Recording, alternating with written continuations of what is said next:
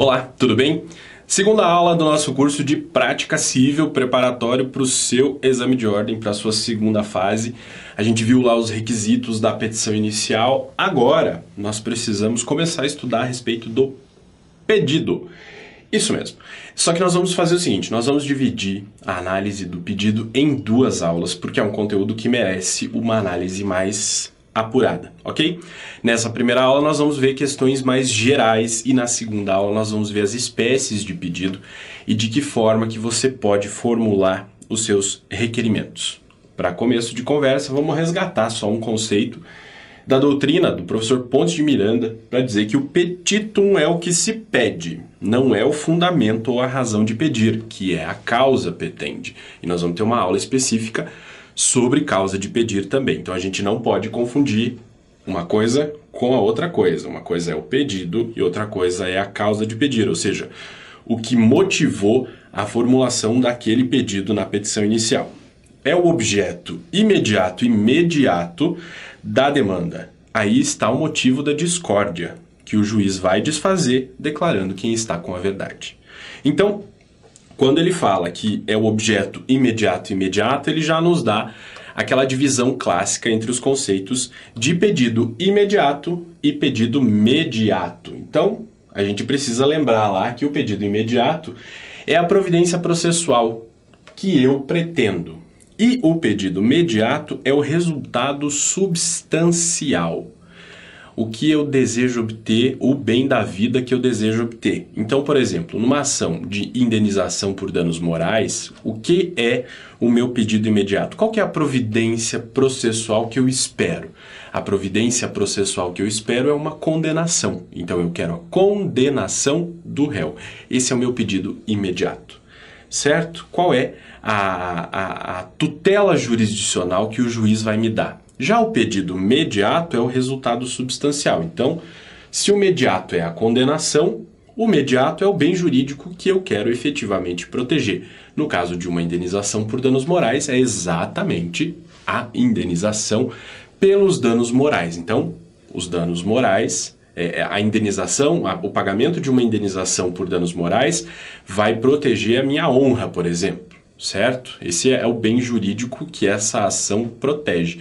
E o resultado substancial que eu quero obter a partir da proteção desse bem jurídico é o pagamento da indenização. Então, o pedido imediato é a providência, a tutela jurisdicional que você pede.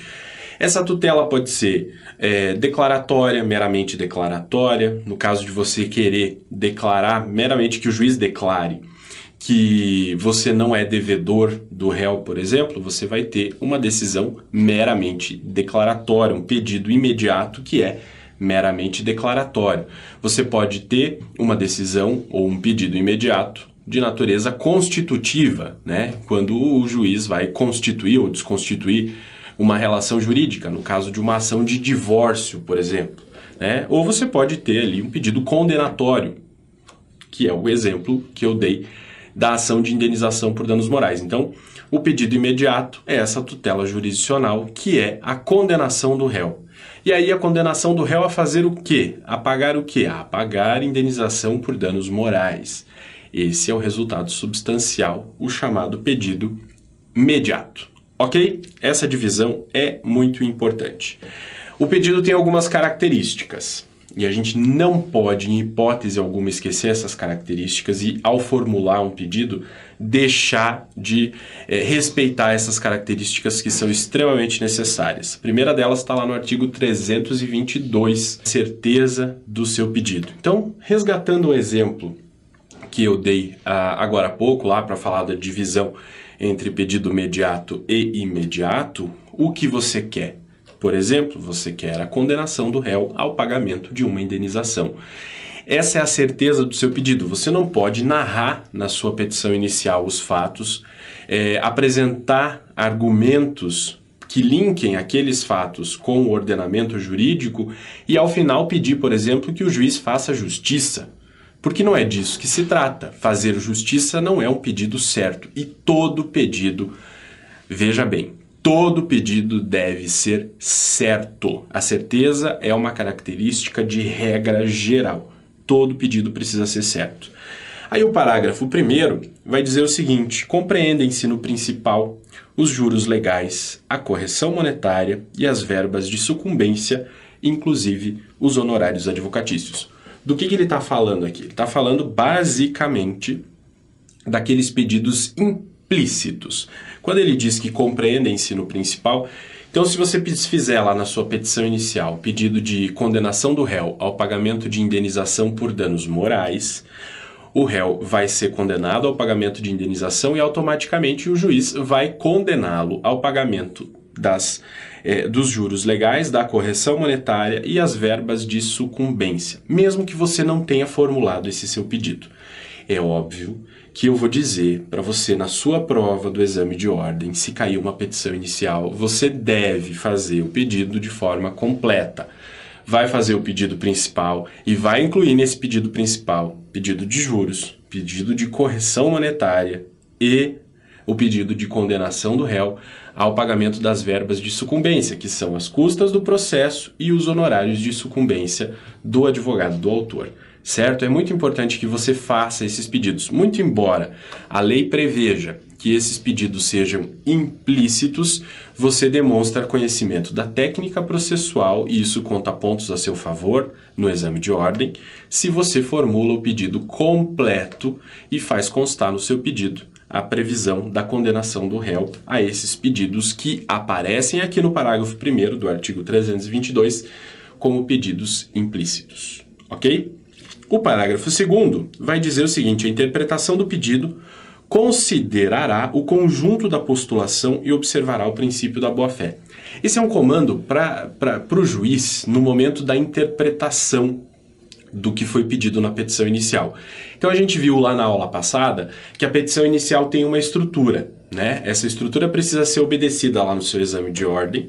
Então você vai apresentar os fatos, depois você apresenta os fundamentos jurídicos do pedido, depois você apresenta os pedidos, certo? E lá nos pedidos você vai resumir a sua pretensão, o que exatamente você deseja. Tudo aquilo já ficou claro a partir da fundamentação jurídica que você fez, mas você abre um tópico específico e faz a formulação do seu pedido de forma específica. Isso facilita a vida do juiz, né? Porque ele vai conseguir visualizar o que você quer de uma forma mais objetiva. E isso é importante. Use essa técnica na sua prova do exame de ordem, ok? Agora, na prática, na vida real, se eventualmente você esquecer de colocar um determinado pedido, mas ele está lá na parte da fundamentação, pela leitura da fundamentação, você consegue perceber que a parte desejava obter uma tutela daquela forma, né? Muito embora eu não tenha previsto lá na fase final, lá no tópico dos pedidos, o meu pedido de indenização por danos morais, quando eu fundamentei o meu pedido, lá em cima no tópico da fundamentação, eu disse claramente que eu desejava obter uma indenização por danos morais e disse inclusive o valor que eu pretendia obter a partir disso. Então, nesse caso, o que o juiz vai fazer? Vai fazer com base no parágrafo 2º do artigo 322 e vai interpretar o pedido considerando o conjunto da postulação, ou seja, ele vai considerar a petição toda. Só que você não pode se fiar nisso na sua prova do exame de ordem. Você vai repetir os seus pedidos lá no tópico dos pedidos bonitinho para deixar bem claro para o avaliador o que você deseja. Ok? O artigo 323 trata de mais um caso de pedido implícito também. Vai dizer, ó, a ação em que tiver por objeto cumprimento de obrigação em prestações sucessivas, essas serão consideradas incluídas no pedido, independentemente de declaração expressa do autor, e serão incluídas na condenação enquanto durar a obrigação, se o devedor, no curso do processo, deixar de pagá-las ou de consigná-las. É mais um exemplo do chamado pedido implícito, perdão. Lá no artigo 322, no parágrafo 1º, ele falava dos juros, da correção monetária e das verbas de sucumbência. Já no artigo 323, ele está falando de uma situação diversa, que é, no caso, de você propor uma ação para discutir prestações sucessivas. Então, tem aquelas prestações que você está cobrando e outras prestações que vão se vencer no decorrer da demanda. E aí, nesse caso, essas prestações que vão se vencer no decorrer do processo são consideradas implícitas, né? O pedido de recebimento dessas prestações aqui é considerado implícito quando você pede o recebimento das prestações que se venceram anteriormente, ok? Segunda característica do pedido é a da liquidez. Está lá no artigo 324. O pedido deve ser determinado. Então, determinação e liquidez é a mesma coisa. Se na certeza nós tratávamos a respeito do que você quer, aqui na liquidez nós estamos tratando do quanto. Você vai ter que dizer, regra geral, quanto você deseja obter a partir daquela demanda que você propôs, ok? Então, a regra geral está no caput. Por que a regra geral é que o pedido precisa ser líquido? Porque a sentença precisa ser líquida também. Quer dizer, a sentença precisa dizer o quanto o autor, se vencer a ação, vai receber do réu. Essa é a regra geral que vale tanto para a sentença quanto para o pedido. Agora, nós temos exceções. As exceções para essa regra da liquidez do pedido estão previstas no parágrafo 1º do artigo 324. Já para a sentença, a gente pode estar também diante de exceções, e aí, diante de uma sentença que seja ilíquida, a gente sabe que tem o procedimento da liquidação de sentença, né? A partir do qual a gente vai encontrar o valor que o réu deve pagar ao autor, ok? Mas o nosso foco agora é o pedido. É lícito, porém, formular pedido genérico. E daí, os 3 incisos que dizem as hipóteses em que é possível formular pedido genérico. E o que é o pedido genérico? Você diz o que você quer. Ah, eu quero que sejam reparados os meus danos materiais. Só que você ainda não consegue mensurar qual foi o seu prejuízo material, a fim de que você possa dizer quanto você quer receber. Então, nesse caso, você faz um pedido ilíquido, um pedido genérico, um pedido indeterminado. Mas você só pode fazer um pedido indeterminado com base no parágrafo 1º do artigo 324. Inciso 1, nas ações universais, se o autor não puder individuar os bens demandados. Então, se você estiver diante dessa situação, você não consegue individuar os bens que são objetos daquela demanda, porque vai depender de ações, de atos a serem praticados no decorrer do processo. Você vai justificar isso na sua petição inicial e vai fazer, então, um pedido indeterminado. Você vai dizer o que você quer, mas você não vai dizer o quanto daquilo que você deseja obter, porque você ainda não tem essas informações de quantidade. O inciso 2 fala de quando não for possível determinar desde logo as consequências do ato ou do fato. Imaginemos que caia lá na sua prova do exame de ordem, por exemplo, a narrativa de um erro médico, né? E o autor foi submetido a uma cirurgia e nessa cirurgia foi cometido um erro médico e ele está sofrendo consequências desse erro médico. Ele já fez algumas cirurgias para consertar aquele problema de saúde que ele teve, só que essas cirurgias ainda não deram o resultado esperado e outras mais cirurgias deverão ser feitas ao longo de algum tempo ainda, a fim de que se possa resolver o problema causado ao autor a partir daquele erro médico. Isso não quer dizer que o autor vai ficar esperando finalizar todo esse tratamento para daí então propor ação. Não, ele vai poder propor ação desde logo. Então, o que ele vai fazer? Ele vai fazer um pedido certo, dizendo que ele quer reparação dos danos materiais que ele sofreu e que ele vai sofrer e que ele ainda não sabe, né? E indenização pelos danos morais, dos danos morais que ele já sofreu e de outros danos morais que ele pode sofrer ainda em razão daquele tratamento médico que ele ainda está fazendo. Então, ele não tem como determinar desde logo quais são as consequências daquele ato que levou a aquele problema de saúde a partir daquele erro médico que o vitimou. Então, no decorrer da ação, essas situações vão se desenrolar e só então é que se poderá determinar o quanto. Nesse caso, desde que o autor especifique fundamente a sua petição inicial com base no inciso 2 do parágrafo 1º do artigo 324, ele vai poder formular então um pedido indeterminado, sem dizer o quanto, mas ele tem que dizer o que ele quer. E o inciso 3, quando a determinação do objeto ou do valor da condenação depender de ato que deva ser praticado pelo réu. Então, como o réu precisa praticar um ato no processo, a fim de que eu possa medir a extensão do dano que o autor possa ter sofrido, não tem como mensurar, desde logo na petição inicial, qual seria o quantum daquele, aquele valor que o autor pretende receber. Nesse caso, então, o autor justificando com base no inciso 3 do parágrafo 1º do artigo 324, ele vai, então, poder formular o seu pedido genérico. Fora desses casos, não tem condições. Você tem que formular, então, o seu pedido determinado, tem que dizer o valor. E aí a grande questão que fica é a respeito do pedido genérico de indenização por danos morais. Por que essa questão? Está lá no artigo 292 que o valor da causa constará da petição inicial ou da reconvenção e será, inciso 5, na ação indenizatória, inclusive fundada em dano moral, o valor pretendido. Veja bem, se o Código de Processo Civil de 2015 traz essa exigência, que é uma exigência nova, que não aparecia no CPC de 73, e diz que na ação indenizatória, inclusive fundada em dano moral, você deve colocar o valor que você pretende no valor da causa. Isso quer dizer o quê? Quer dizer que implica necessariamente em você formular um pedido determinado na ação de indenização por danos morais.